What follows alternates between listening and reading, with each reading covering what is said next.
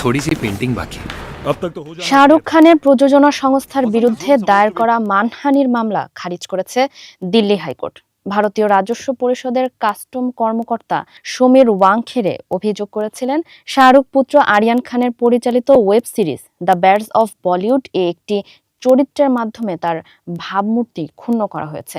এই অভিযোগে তিনি শাহরুখ ও আরিয়ানের বিরুদ্ধে 2 কোটি টাকার মানহানির মামলা করেন। তবে বিচারপতি পুরুষেন্দ্র কুমার কৌরবের নেতৃত্বাধীন বেঞ্চ জানান, মামলাটি শুনানির জন্য হাইকোর্ট উপযুক্ত ফোরাম নয়, ফলে আবেদনটি সরাসরি খারিজ করা হয়।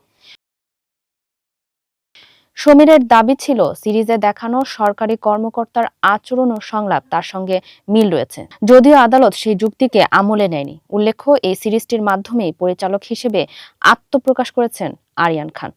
ফারিহ আহমেদ, মানবকণ্ঠ।